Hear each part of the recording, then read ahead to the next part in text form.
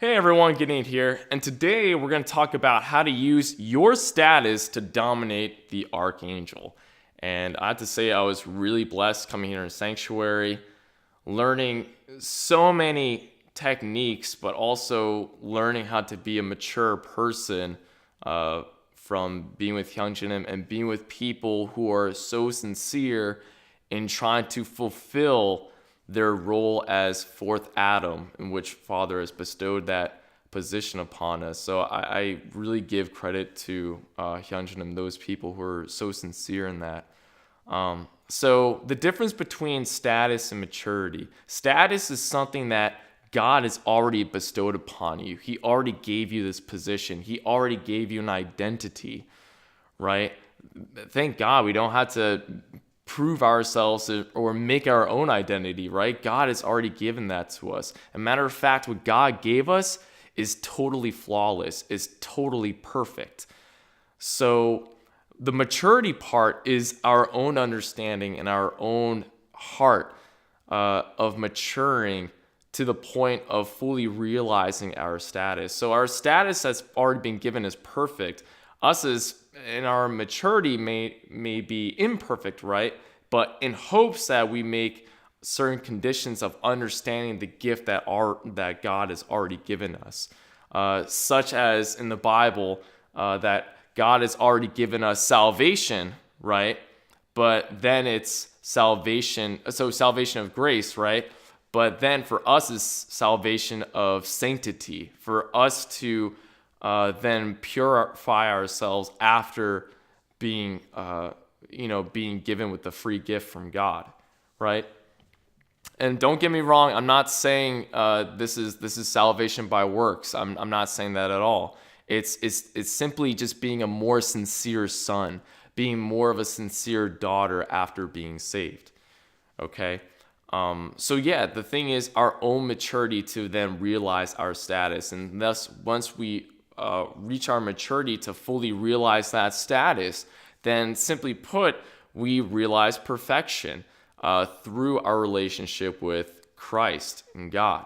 So to talk about a story that can make this a lot more clear about using your status to dominate the archangel is the story of the three temptations that Lucifer tried to trick Jesus out of his understanding that he is Christ. Okay? If you think about it, the three temptations really mirrors the three blessings, right? Being fruitful, multiply, and take dominion over the earth. With the three temptations, Lucifer went over to Jesus and said, "Hey, prove to me that you're the Christ. Turn this stone into bread." And Jesus said, "No, I don't have to do that." Matter of fact, he said, "Man cannot serve mammon alone, but only by the word of God," right? So the thing is, if we study about the Bible, we will understand during the time of Moses when he hit the rock and the rock gave out some water to quench the thirst of the Israelites. So the Bible recognized that rock is Christ, that stone is Christ, right? So the devil is basically saying to Jesus, "Hey, turn this stone into bread, prove to me that you're the Christ." And Jesus said, "No, I don't have to do that." So the thing is, Jesus was not willing to trade his eternal life for some bread. As a matter of fact, he was going through a 40-day fast, right? So he must have been really hungry. Excuse me. So the thing is, Lucifer recognized that he had Christ's spirit in him. And Jesus didn't give that up to try to prove to the devil that he's Christ. Okay, what's the next thing? The second temptation. Lucifer brought Jesus to the top of the temple. And if we understand from the Bible that essentially the temples are supposed to be our bodies for God's spirit to dwell in, right? So our body is supposed to be pure for God's spirit to dwell in. And he took Jesus at the top of the temple. What does that mean? It means that Jesus is the main temple. He is, matter of fact, the head of the church, right? And he recognized that in Jesus. And yet he says to Jesus, he has the nerve to say to Jesus, "If you're the Christ, prove to me by falling off this temple. And don't worry, there's going to be angels that are going to catch you," right? So Jesus basically said, no, I don't have to do that. And matter of fact, Jesus said, do not tempt the Lord your God. And that's really interesting. Why fall off a temple? Because for me personally, I would not be tempted by falling off. I'm not so much afraid of heights, but I'm surely afraid of falling from, very, very high heights, you could say. So the thing is, again, with the temple being the body falling, right? That's just like Adam and Eve, where they actually fell. They fell by having sexual relations with Lucifer, right? Eve having sexual relations with Lucifer, so she fell that way with her body, and thus she tempted Adam, and they had premature sex, meaning premature before the time of their readiness to have a pure marriage, right? So, and also Lucifer said, don't worry, you'll be caught by the angels. Well, what does that mean? It's like Jesus relying on the angels to take care of him, right? Because angels are supposed to be servants. In a way, it's kind of similar to like government being servants to human beings, being servants to the citizens. So there's that socialistic fallback, or that communistic fallback, where it's like, don't worry, let government take care of everything. That's just like with the angels. Don't worry, we'll take care of you. We'll take care of your spiritual life, which isn't the course in which God has given man to be in. God gave the course of man to actually be owners of creation, which comes along with actually dominating the archangels. So let me go on. With a third temptation, then Satan tempted Jesus to overlook all of the kingdoms on the top of the mountain. So Satan already realized that Jesus is already the owner of creation. God has already given him everything, right? But with Lucifer, he's trying to tempt Jesus through this power, right? And again, that's the only way that angels can perceive value, is in terms of power, not so much in terms of love, such as family, right? So he tried to tempt Jesus in a way how he would be tempted. You'll have all these kingdoms as long as you bow down to me. What did Jesus say? No, I don't have to do it. As a matter of fact, you have to bow down to Lord your God. You have to worship your one true God, right? So what did Jesus do in all these three temptations? He simply just did nothing. Why? Because he already understood his status as son. That's why. And that's how he dominated the archangel.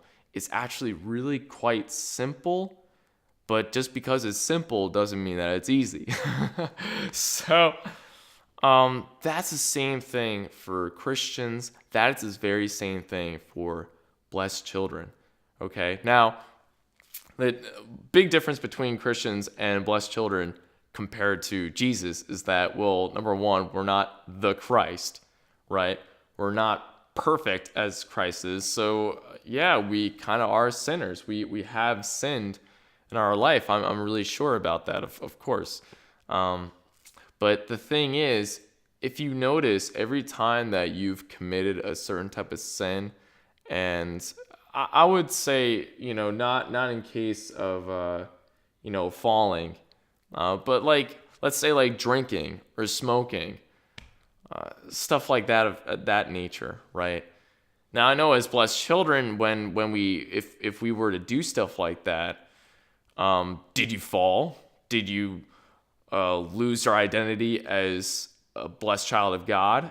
No. Now, don't get me wrong. Don't get into that stuff, because that stuff will eventually lead to your spiritual demise of, going closer to being tempted to actually fall.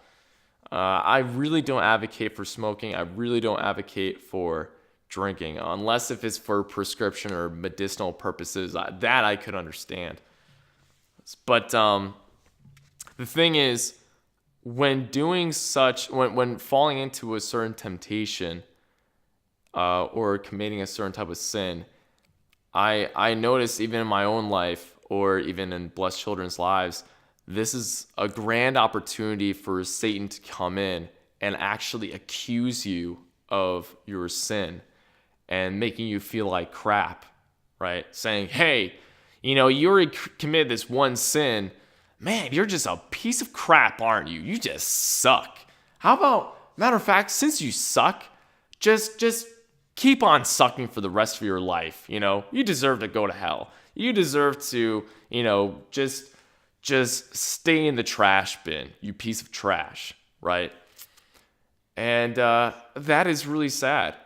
I've seen a lot of blessed children who fall into that, and eventually they start to lose their faith. They start to lose their relationship with God. A matter of fact, what's really sad is when from my understanding of seeing the pattern of blessed children, when they lose their understanding of God after committing a certain type of sin, and they get shameful of it, but then they start to justify their sin, and they get into that road. It's really sad to see that. So the thing about using your status when committing a certain type of sin, right, that doesn't constitute to the point of, losing your status as son, but it's still sinful, it's still bad, it's still equivalent to, the wages of sin is death. But the thing is, at least you're saved by the blood of Christ, and that's something to use against the devil who's tickling your ear to say, hey, how about you just commit more sin because you're a piece of crap? Now, maybe in your maturity, you might be, really immature and really weak. But guess what? As a status that God has already placed in you as son, that is something that is perfect. So what you would do if this ever comes across to you in your own life, right? Find a way to realize that status that you have and dominate the archangel, saying, hey, fallen archangel, get the fuck behind me. I don't need you to tell me about my sin. As a matter of fact, I can go to my Father. I can go to God, and we can talk about my sin to clear up. But I don't need you to accuse me. I don't need none of that shit. And I think that's really beautiful to use as status, because guess what? It's not about your works, because when the devil tries to tempt you or the devil tries to accuse you of the wrong that you've done and he makes you feel bad about it, it's not about your works. You're not God. God is God. And that's the being to use your status, because God gave you your status. Your whole purpose is to fulfill that status that God has given you through a artistic, beautiful relationship. So use that status to then crush the archangel. Now maybe in the growth stages, as the formation, growth, and completion stages, yeah, maybe in your immature state, especially if you're, a single person, right? The maturity most likely that you're given would be in the formation growth stage if you're an individual person, right? But in a way, you kind of do have that completion stage in you. As a matter of fact, you have like that perfection stage in you because of that status. Through Christ, through true parents, through your parents who have united with that, right? So in status, they are in that completion stage. They are in that perfection stage through status. So you use that status by the God-given gift through Jesus Christ, through true parents, through your parents who gave you birth, right? That was totally unselfish, and totally God dwelled in that sexual unity that your parents have performed for you to come in, that you are totally owned by God. You use that completion stage, perfection stage status to then crush the archangel. It's not by your own works. It's by what God has given you, okay? So learn how to use that status in your life. I'm just kind of giving you me personally, I'm just giving you the groundworks of it. But find out yourself how you could use that ability to dominate the archangel, and don't feel, it's natural to feel shame when committing a sin, But at the most, have that relationship with God and share your shame with God. Don't share your shame with the devil. So I hope you guys learn a lot. I love you all. Peace out. Mwah.